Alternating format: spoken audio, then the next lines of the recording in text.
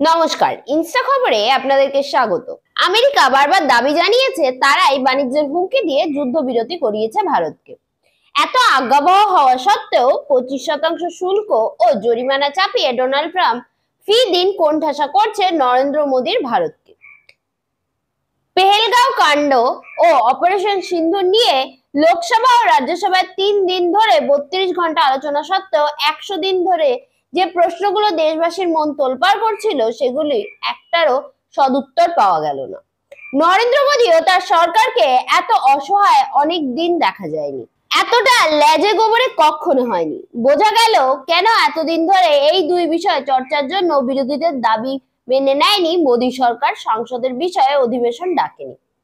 আজকাল নীতিহীন রাজনীতিতে সাত করে কেউই বেইজ্জত হতে চায় না। কি কি প্রশ্ন এখনো অনুচ্চারিত রইল, একেবারে শুরু থেকে একে একে দেখা যাক। সরকারের দাবি পেহেলগ্রামের জঙ্গিরা পাকিস্তানি, তা সত্য হলে সঙ্গত প্রশ্ন, কি করে তারা নির্বিঘ্নে সীমান্ত পেরিয়ে পেহেলগাঁও পৌঁছালো? কাদের ব্যর্থতায়? তারা কারা? কি শাস্তি হয়েছে তাদের?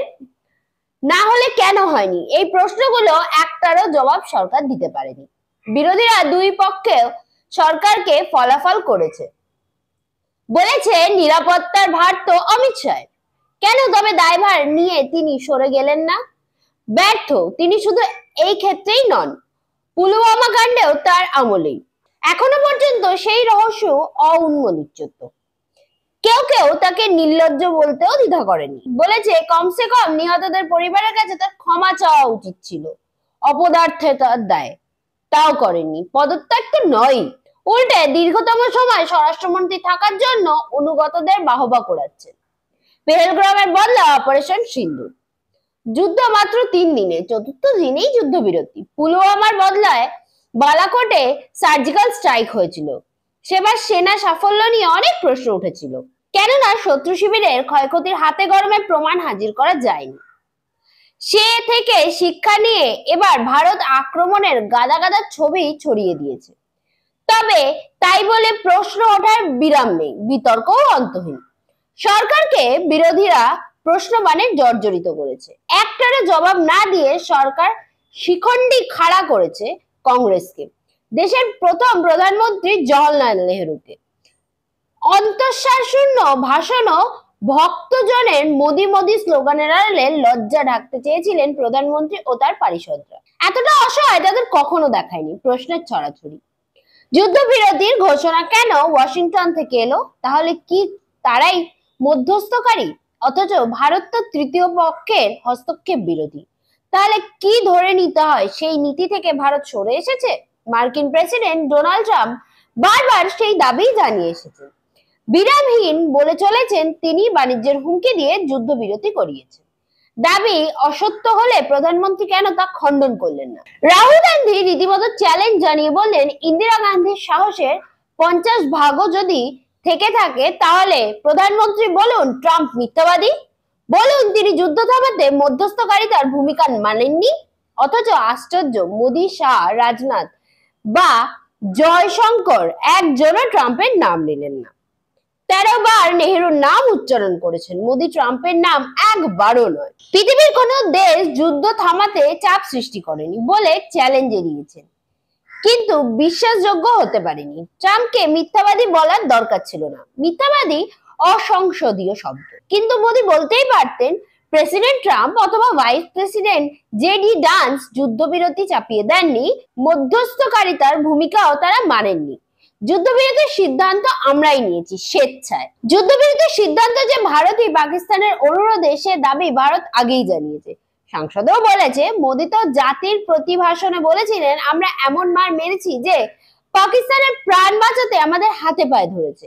ওদের ডিজিএমও আমাদের ডিজিএমও কে ফোন করে যুদ্ধবিরতির প্রস্তাব দিয়েছে, আমরা মেনে নিয়েছি। এখনো প্রশ্ন, কেন পাক আকুতি মানা হলো তা নিয়ে? বিরোধীদের, বিশেষ করে কংগ্রেসকে সেই প্রশ্ন করার সুযোগ মোদী করে দিয়েছেন। বলা ভালো, নিজেদের যুদ্ধ জালেই তারা নিজেরাই আষ্টে পৃষ্ঠে জড়িয়ে পড়েছে।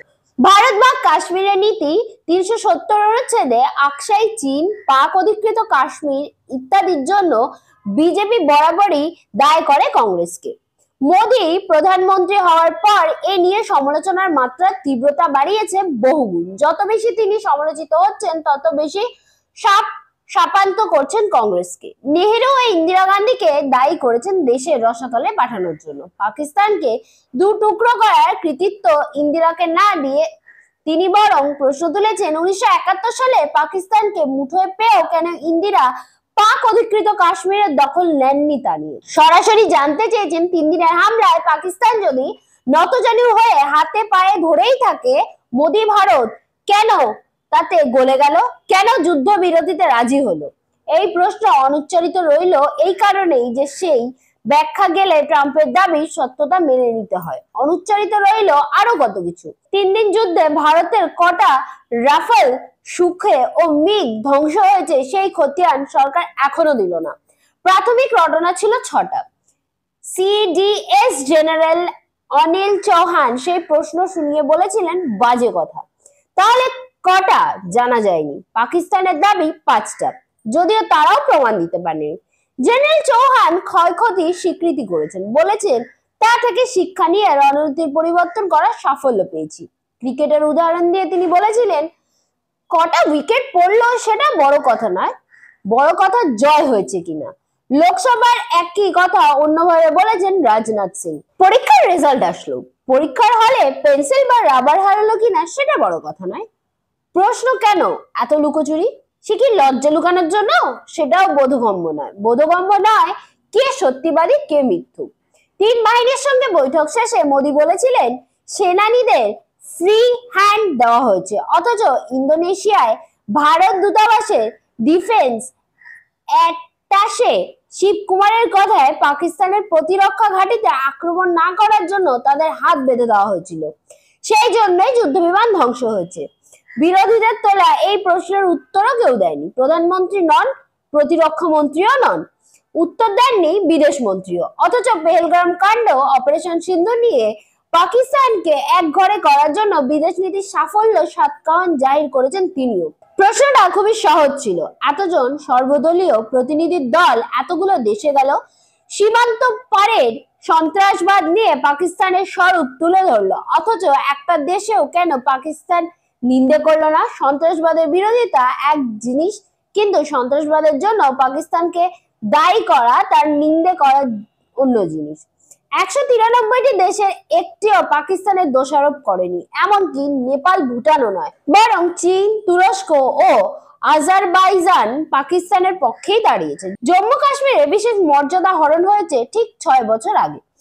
যুক্তি ছিল 370 অনুচ্ছেদেই সন্ত্রাসবাদের কারণ, বিশেষ মর্যাদা খারিজ হলেই কাশ্মীর স্বাভাবিক হয়ে যাবে। হলো কি? মোদী জামানায় পুলওয়ামা, পেহেলগ্রাম, উরি কি প্রমাণ করেছে? বিদেশ নীতির সাফল্যই বা কোথায়? পাকিস্তানের ঋণ পেয়েই চলেছে। পাক জেনারেল আসিম মুনিস হোয়াইট হাউসে জামাই আদর পাচ্ছেন, তাকে লাঞ্চ খাইয়ে পাকিস্তানের তেল খোঁজার দায়িত্বও নিচ্ছেন ট্রাম্প। 25% শুল্ক জরিমানা চাপিয়ে ভারতকে ফি দিন কোণঠাসা করছেন। এত লজ্জা নরেন্দ্র মোদী কোথায় লোকাবেন? ব্যুরো রিপোর্ট, ইনস্টা খবর।